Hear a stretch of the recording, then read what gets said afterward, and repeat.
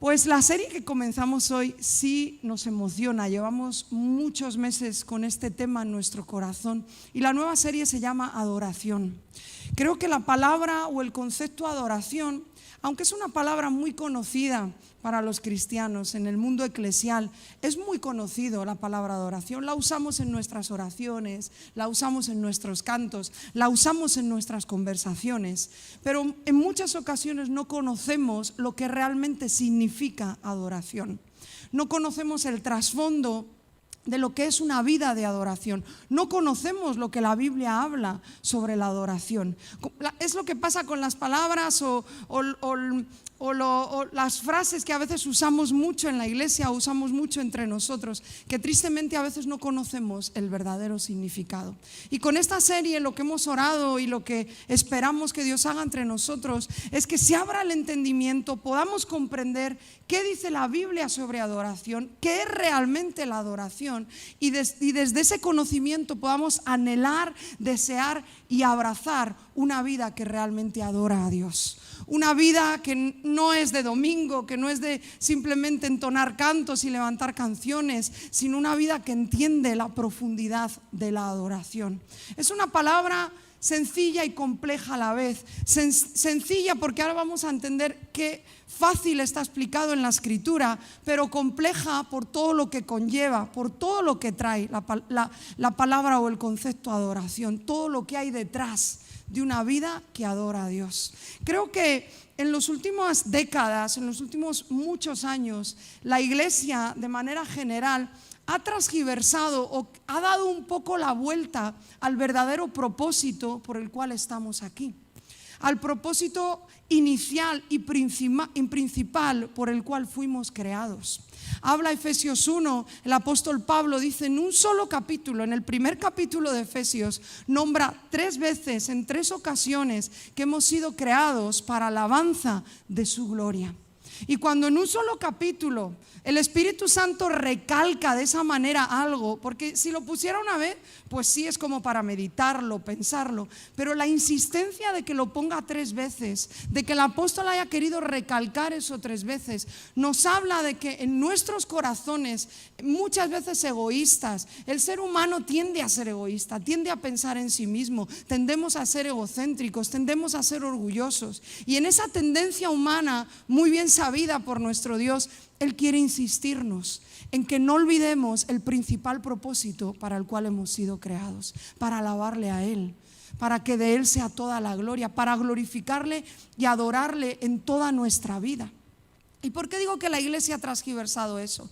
Porque hemos convertido tanto los rituales de iglesia como los rituales de nuestros tiempos a solas con Dios, le hemos dado la vuelta y hemos convertido el principal propósito cuando me acerco a Dios en a ver qué me das tú a mí, Dios, en a ver qué haces tú por mí, en a ver que tú puedes cambiar de esto que me está pasando, en a ver cuando quitas esta aflicción, en a ver cuando resuelves este asunto.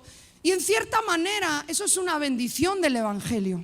Por tanto, tenemos a Cristo, tenemos multitud de bendiciones, o sea, incontables. Nos faltarían los domingos para poder explicarlas todas. El tener a Jesús nos da una vida abundante, llena y colateralmente por tenerle a Él millones, miles de bendiciones.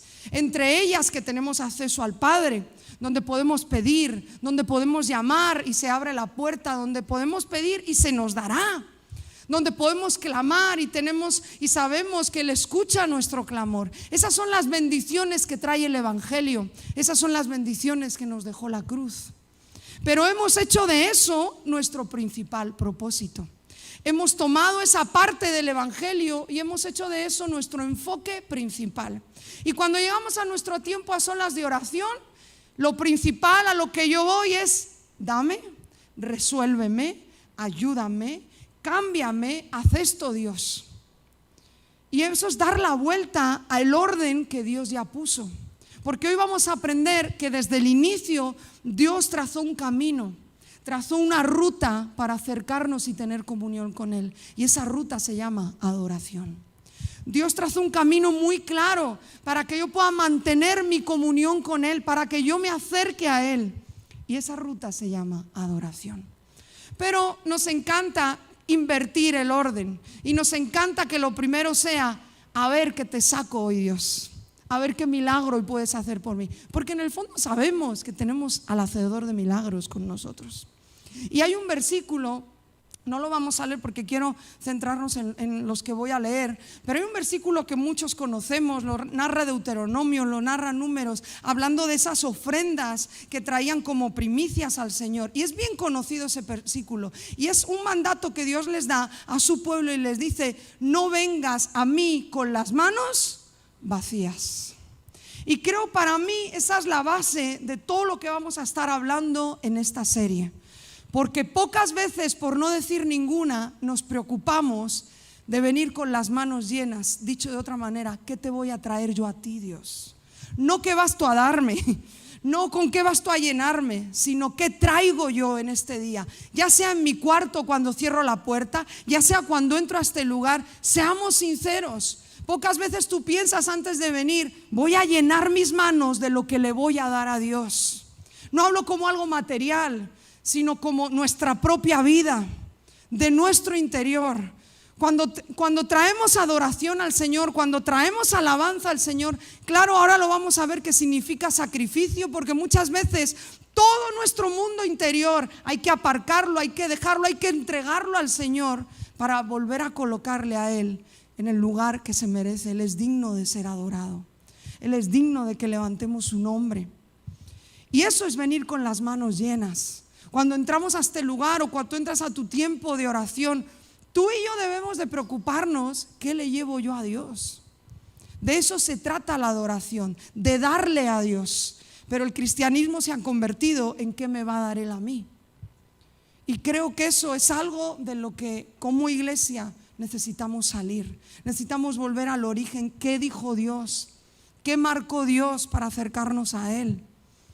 Mira, Dios es tan bueno que aunque tú y yo vengamos con el orden invertido y vayamos a su presencia y vayamos con las manos vacías, sin preocuparnos de qué le vamos a dar, sin preocuparnos de cómo le voy a alabar, de qué cantos le voy a cantar, de cómo le voy a entregar mi corazón una vez más, a veces ni nos importa, ni por aquí nos pasa cómo voy a llevar las manos llenas. Pero Dios es tan bueno que incluso cuando venimos así delante de Él, nos vamos con las manos llenas de lo que Él nos ha dado. Dios es increíblemente bondadoso. Su bondad, su benignidad nos rompe la cabeza, ¿verdad? Pero eso no nos exime de la responsabilidad que como hijos tenemos de venir delante de Dios con nuestras manos llenas. Ojalá con esta serie nuestro chip, nuestro entendimiento pueda cambiar a cómo yo debo de acercarme a ese Dios que es santo, a ese Dios que es perfecto, pero que Él decidió y decide tener comunión conmigo. De ese Dios que me abrió el camino para yo poder acercarme a Él, para yo poder vivir en su presencia. Pero yo debo de preocuparme cómo yo vengo a Él. De eso se trata la adoración. La adoración se trata de lo que tú y yo le damos a Dios. Adoración se trata de cómo tú y yo llegamos delante de Dios. Si llegamos con las manos vacías o llegamos con las manos llenas, para darle a Él lo que solo Él merece. Eso es un cambio de mentalidad, no de domingo. Eso es un cambio de mentalidad de toda tu vida, de en todo momento, de en todo lugar, de en tu trabajo, de en tu hogar, de en tu universidad, de en tu instituto. Eso es un cambio total de mentalidad. Y creo que eso es lo que Dios quiere hacer a través de esta serie. Y quiero leerte los primeros versículos de un libro que no es nada fácil predicarlo y sé que leerlo tampoco.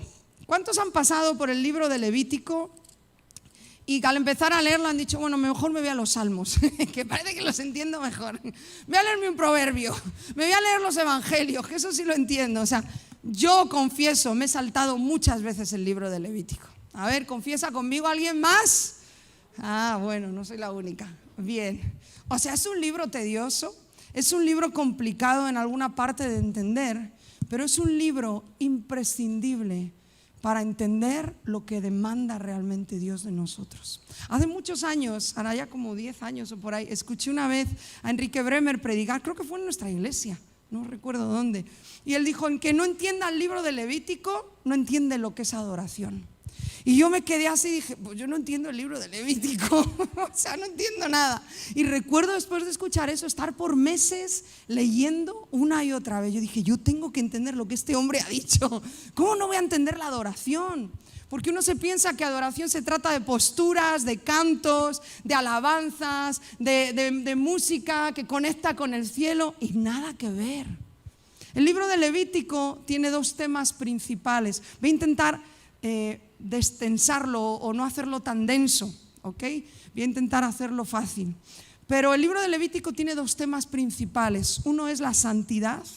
Si tú lees de la mitad de Levítico para adelante, tú vas a encontrar todas las leyes que Dios da de santificación y de purificación. Ahí es donde encuentras esos capítulos extensos de la lepra, de cómo se limpiaba la lepra, de las mujeres cuando daban a luz, de cómo se purificaban. Ahí tienes todo ese rollo ahí de leyes.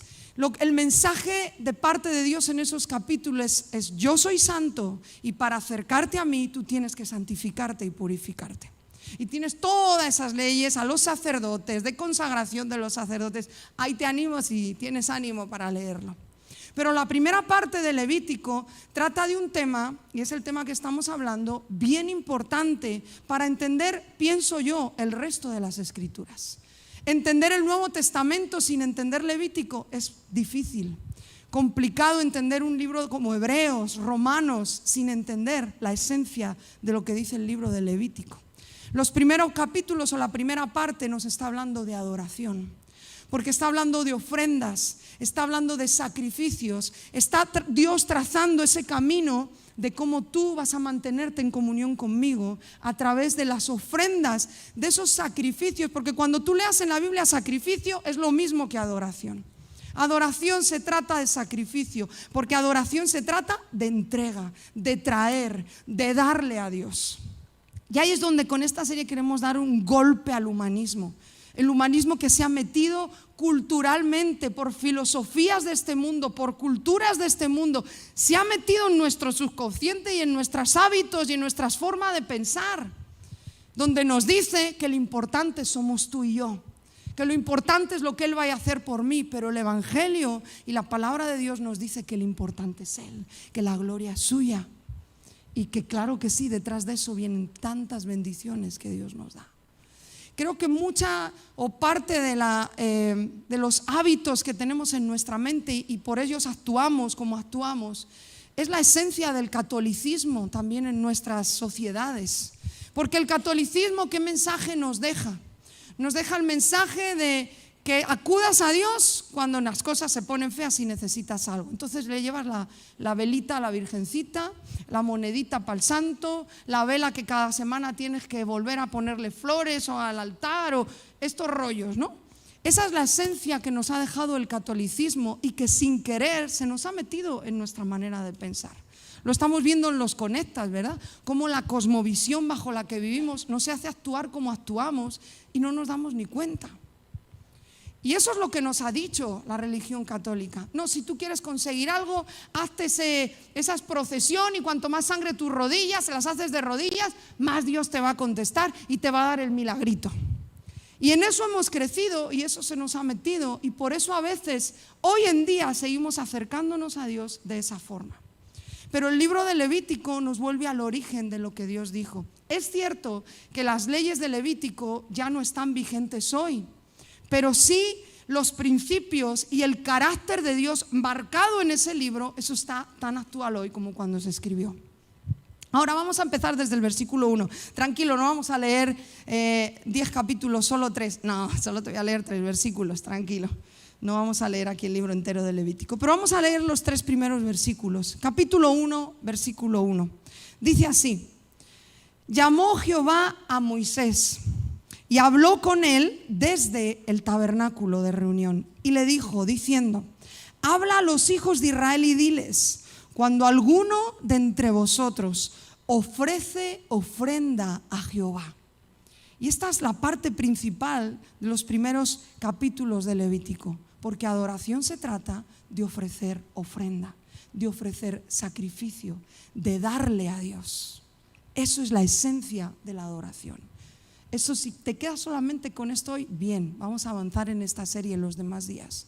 Pero adoración se trata de ofrecer ofrenda, de darle sacrificio. De ganado vacuno, de ovejuno haréis vuestra ofrenda. Vamos a quedarnos ahí. El capítulo 1 nos da un inicio muy fuerte de lo que es la adoración. Siempre los primeros versículos de un nuevo libro tienen mucho que ver con todo lo que ese libro va a enseñar. Dice que Moisés estaba ¿dónde? ¿Dónde dice? ¿Dónde he leído? ¿Estáis aquí? ¿Sí? ¿Estáis despiertos? ¿Dónde estaba Moisés? En el tabernáculo. El tabernáculo tiene su origen en el libro anterior a Levítico, que es Éxodo. El libro de Éxodo es muy conocido porque es la salida del pueblo de Israel de Egipto. Los primeros capítulos lo narran. Ahí sí está divertido, ¿verdad? El faraón, las plagas, el mar que se abre. Esa parte sí mola de la Biblia, ¿verdad? La vida de Moisés. Pero luego avanzamos en el libro de Éxodo y viene el Sinaí y vienen las leyes, una parte muy importante del Antiguo Testamento. Esas leyes que Dios dio a Moisés, que nos dan ese patrón moral, que nos dan esas leyes morales, nos hablan de la moral más alta que conocemos, que es la de Dios mismo.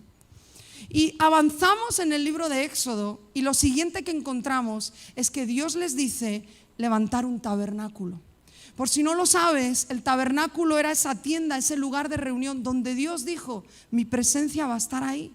Y ese va a ser el lugar para yo encontrarme con vosotros. O sea, quiero que entiendas muy de rápido el libro de Éxodo. Dios habla esas leyes que mostraban el pecado del hombre, porque ese estándar de moral que Dios puso en esas leyes, pues evidenciaban y evidencian nuestra pecaminosidad, nuestra maldad. Y después de mostrarles ese pecado, después de mostrarles su maldad, Éxodo por eso es un libro lleno de la gracia y el amor de Dios, porque después de eso Dios dice, pero vais a levantar un tabernáculo porque yo ahí quiero estar con vosotros. Es el corazón de amor y de gracia de Dios que quiere estar en comunión, que quiere estar cerca de nosotros. Ese tabernáculo conocemos, ¿verdad? Se movía el pueblo y se movía el tabernáculo, allá donde iban, ahí moraba la presencia de Dios. Y ahí esa es la muestra o el tabernáculo significa ese lugar de comunión con el hombre. Así empieza el libro de Levítico. Este primer versículo, ese detalle que no está ahí por casualidad, dice que Moisés les hablaba desde ese tabernáculo, símbolo de la comunión de Dios con el hombre. Ahora entramos en el libro de Levítico. ¿Y qué nos dice el libro de Levítico? Nos da las señas, nos da el camino para esa comunión que se estableció en el tabernáculo. Les dice cómo vais a manteneros ahora en esa comunión conmigo. Así es como tú te debes acercar a mí. De esta manera es como te debes dirigir a mí. Yo soy un Dios santo y yo soy un Dios digno de toda gloria y de toda honra. Y la única manera para que tú puedas continuar en esa comunión y puedas acercarte a mí es que entiendas estas dos cosas: tu adoración y la santidad. Y esos primeros capítulos nos hablan de esos sacrificios que, como digo, no están vigentes hoy, pero nos dan este principio del cual vamos a aprender y vamos en esta serie y en esta mañana. Por eso he traído esto, porque sé que lo visual a lo último se nos queda y lo recordamos. Y dentro de esos 5 sacrificios que Dios establece, había 2 que eran obligatorios, había 3 que eran voluntarios, ahora te explico el porqué. Pero había algunos de ellos que eran con el fruto de la tierra, que eran con el trigo.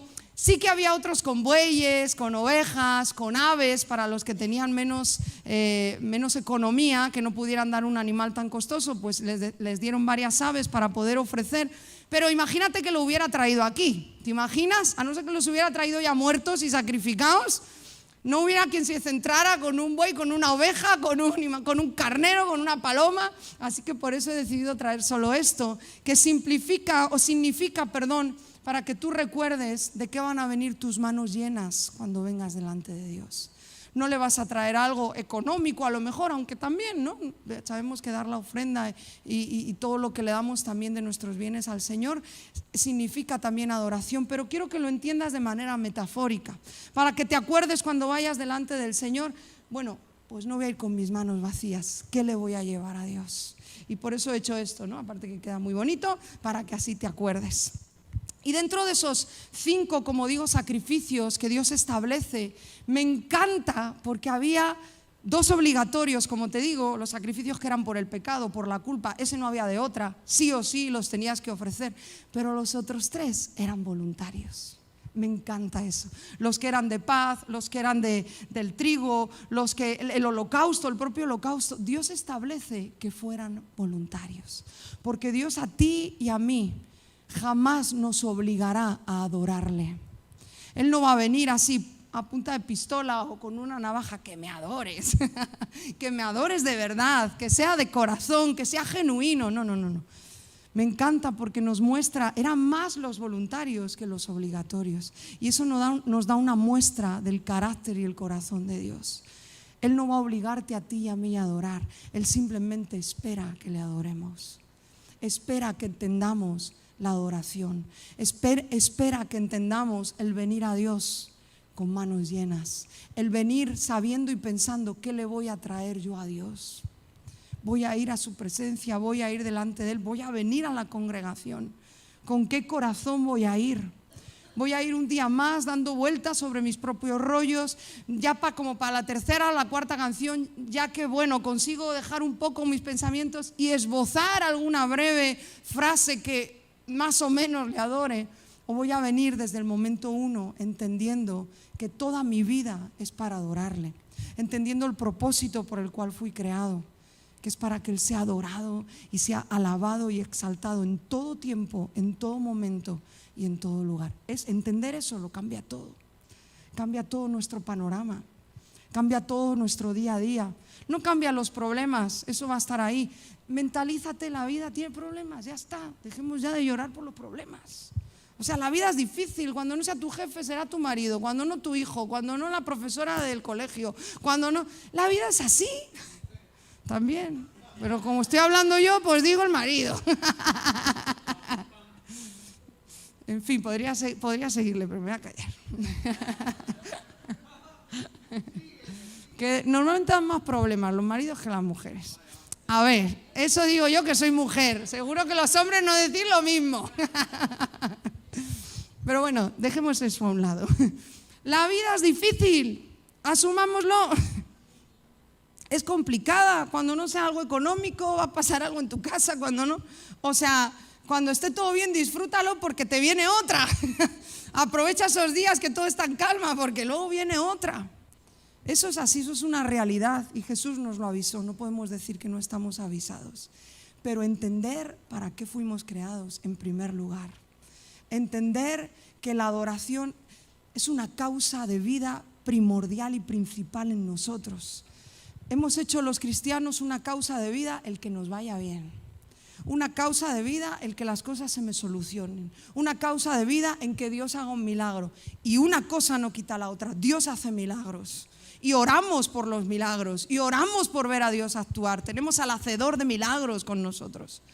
Pero lo hemos hecho como causa y no como efecto del Evangelio en nosotros. Y la causa por la cual estamos aquí y hemos sido creados es para adorarle.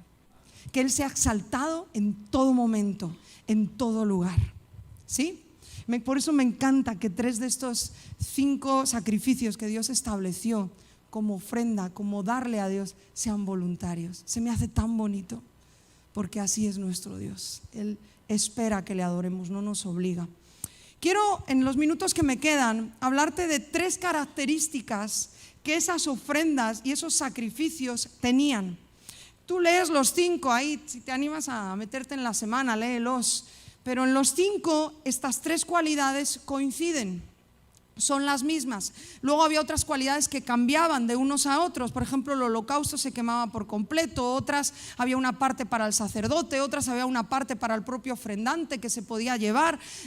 Hay variación de características, pero estas 3 son común a todos los sacrificios. Y como vamos a terminar aprendiendo en esta tarde que hoy el sacrificio vivo somos tú y yo, que hoy nuestra vida al completo se entrega y adora al Señor, vamos a entender a través de estas 3 características que los sacrificios tenían, cómo Dios espera que sea nuestra adoración.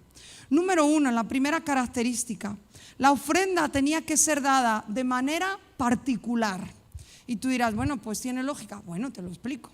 O sea, y cada uno tenía su ganado, tenía sus ovejitas, tenía sus animales, pero había otros animales salvajes que no estaban domesticados. Entonces aquí había una razón, primero, lógica, que no era lo mismo llevarle la ovejita domesticada, la Dolly, ¿no? ¿Te acuerdas de la ovejita Dolly?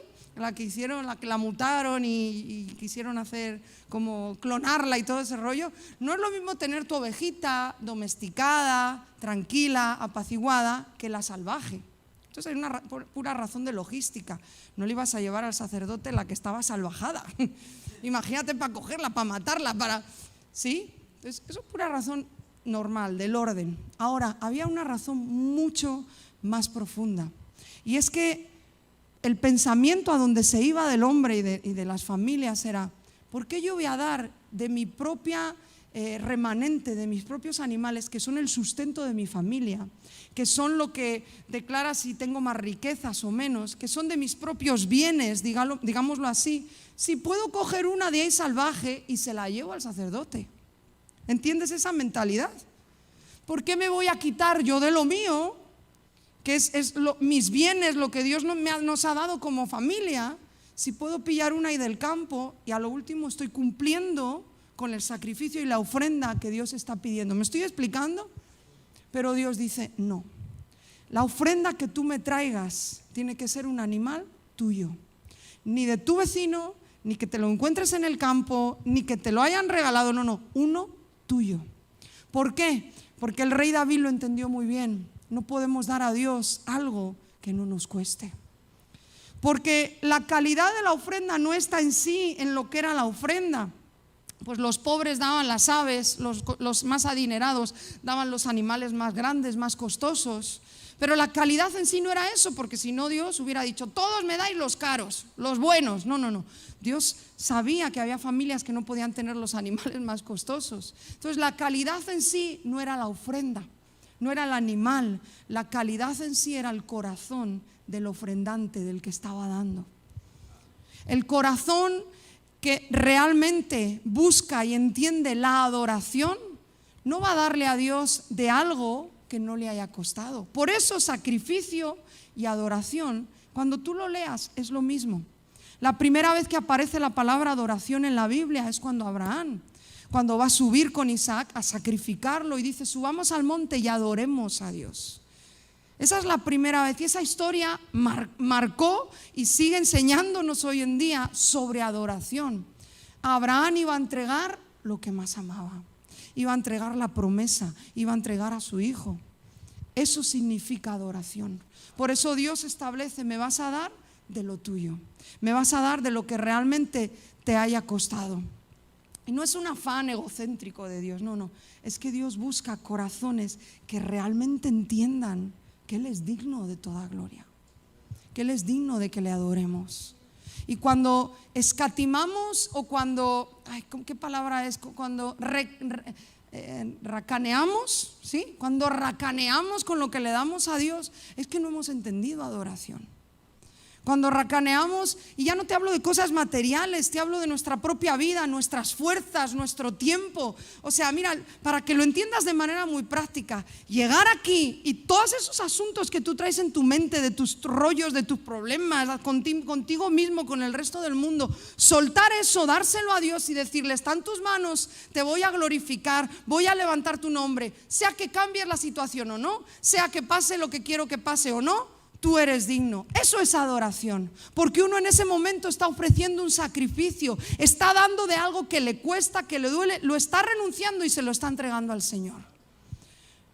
No nos volvamos como Jacob: si tú cumples lo que dices, entonces yo te voy a adorar. Si tú haces lo que me dijiste, entonces yo cumpliré mi parte. No seamos así. Al Jacob le costó 17 añitos entender esa burrada. No seamos tan brutos. Él siempre es y será digno. Y eso es adoración, eso es sacrificio. Yo vengo y le doy lo mejor de mi vida, lo suelto, renuncio, lo entrego para levantar mi voz y glorificarle en este lugar y en todo lugar donde yo esté. Número 2, la segunda característica de las ofrendas es: la ofrenda tenía que ser sin defecto. tenía que ser un macho y tenía que ser sin defecto. Ahí es donde las mujeres dicen, pues a mi marido, ¿no? Como tiene que ser macho, ahí te lo entrego, ¿no? Ahí después se comprueba que somos sin defecto. Jolín, ahí has estado rápido, ¿eh? Ahí has estado rápido, la llevas pensando desde la mañana. Esa está buena, sí. Bueno, te la voy a rebatir, no es así, no es así. No hagas doctrina de eso. Pero realmente era mucho más lógico este asunto, no busques ahí la espiritualidad del tema.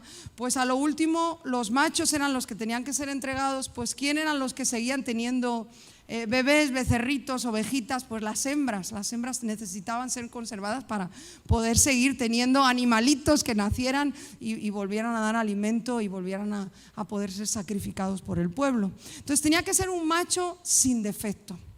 Y tú dices, bueno, ¿qué está diciendo Dios aquí?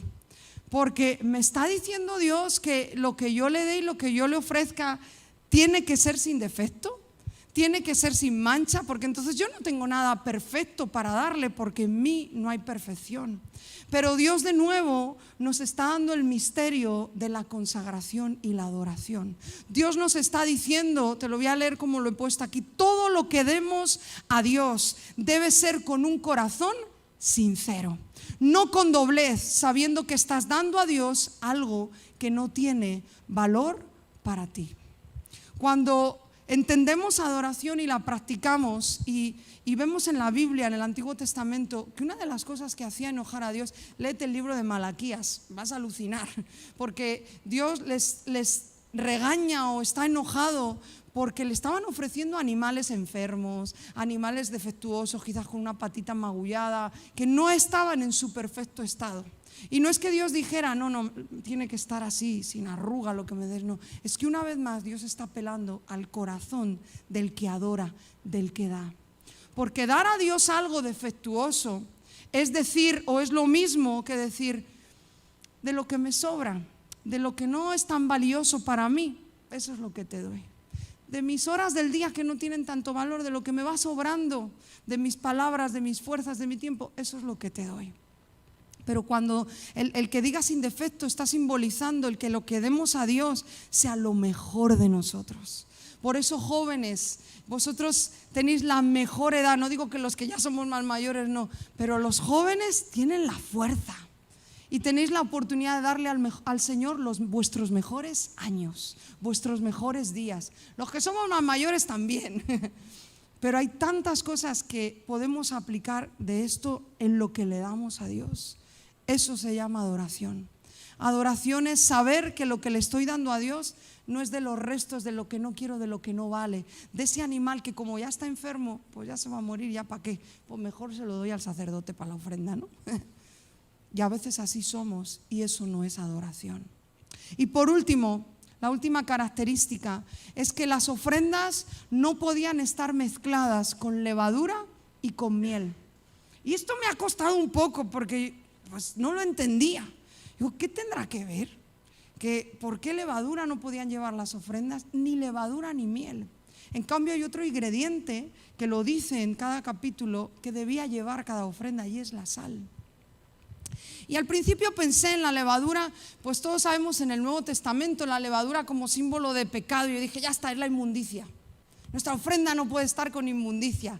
Lo que le damos a Dios no puede estar contaminado con inmundicia. Pero luego encontré que cuando en Deuteronomio, cuando habla de las ofrendas de primicias a Dios, sí Dios acepta la levadura y acepta la miel. Y dije, entonces no puede ser eso, porque si no lo acepta en una y fuera inmundicia, tampoco lo aceptaría en otra. Y al verlo comparativamente con la sal, si te fijas, la sal, ¿qué capacidad tiene? ¿O qué peculiaridad tiene la sal? Que conserva los alimentos, que hace que no perezcan los alimentos. En cambio, si tú haces un alimento con levadura y con miel y lo cocinas, va a ser perecedero, se va a volver perecedero. Se puede tomar, pero llega un momento que perece. La sal no. Y de pronto encontré este versículo y ahí es donde quiero llegar y ya vamos terminando. Dice Números 18:19. Es un versículo en un capítulo que está hablando Dios a los sacerdotes. Y no te olvides que hoy tú y yo somos sacerdotes. Dice la Biblia, somos reyes y sacerdotes. Y este capítulo de Números está hablando a Aarón y a su descendencia, los sacerdotes. Dice así: todas las ofrendas elevadas de las cosas santas que los hijos de Israel ofrecieron a Jehová, las he dado para ti, le dice al sacerdote, y para tus hijos y para tus hijas contigo, por estatuto perpetuo. O sea, Dios está como haciendo un pacto, ¿verdad? Está como hablando de una perpetuidad de bendición sobre la familia sacerdotal. Está hablando algo que los salmos después nos dicen, ¿verdad? Te bendeciré de generación en generación. Y a continuación, fíjate lo que dice: pacto de sal perpetuo es delante de Jehová para ti y para tu descendencia contigo. Ahora, volvamos a los sacrificios, a las ofrendas. Dios dijo que tuvieran sal, algo que hace a un alimento que no perezca. El pacto que Dios ha hecho contigo y conmigo no caduca y no perece. Dios ha hecho un pacto y Él se ha comprometido a estar con nosotros todos los días.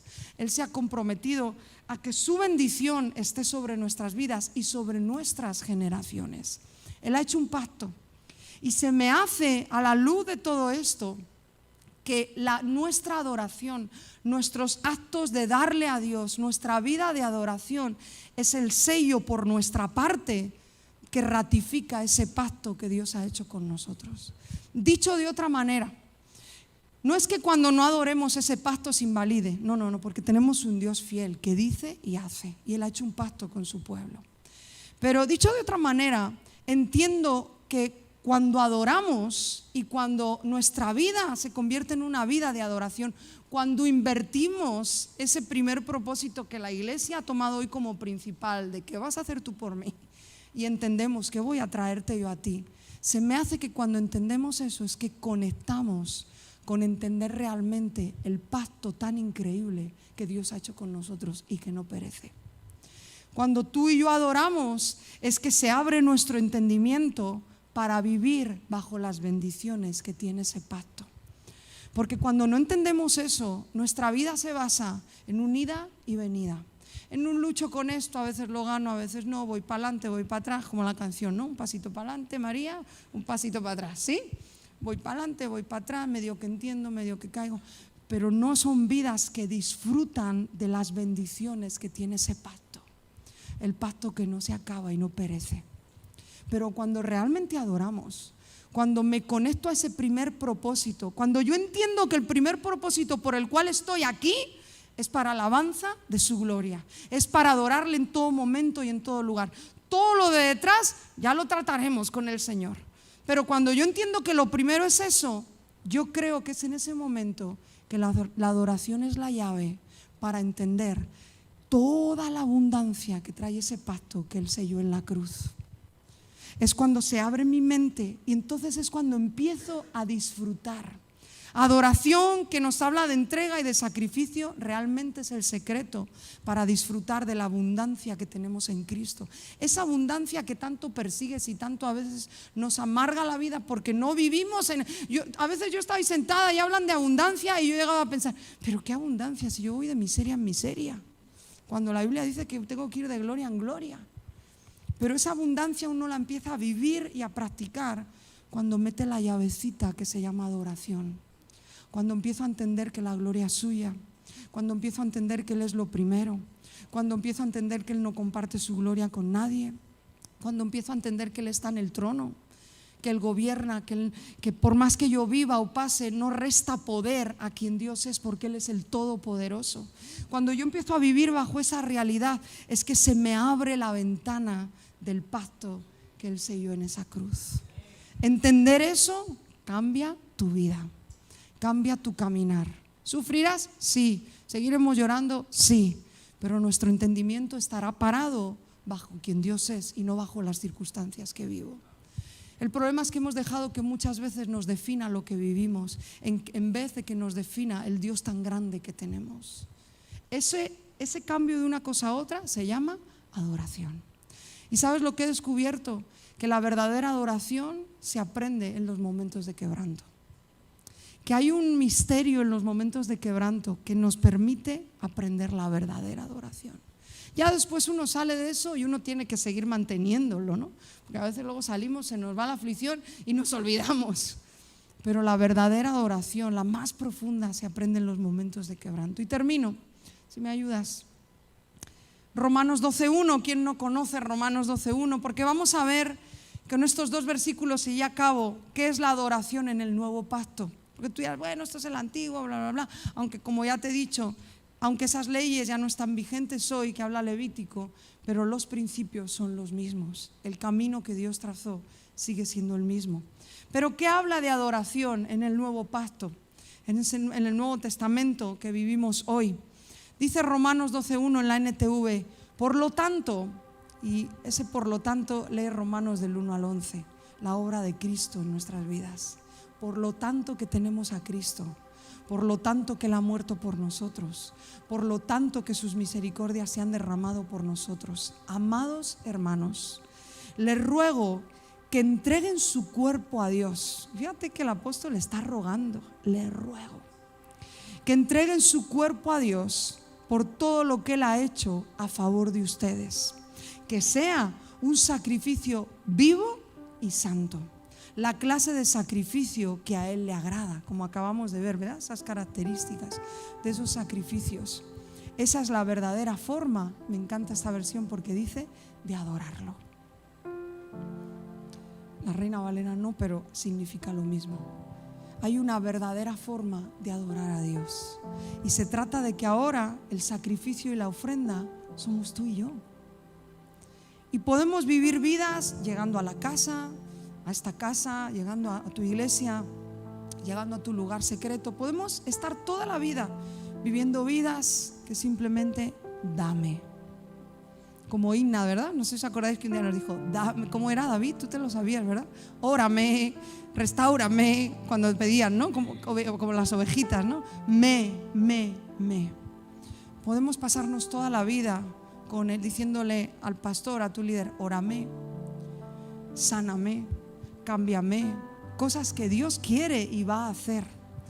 O podemos ubicarnos en nuestra primera tarea, que es ser esos sacrificios vivos, que es decidir que mi vida, desde que me levanto hasta que me acuesto, va a ser para adorarle. Y que en medio de eso sí voy a venir a pedirle a Dios, Él es mi Padre. Sí voy a venir a clamar en muchas ocasiones, Él me da el espacio para eso.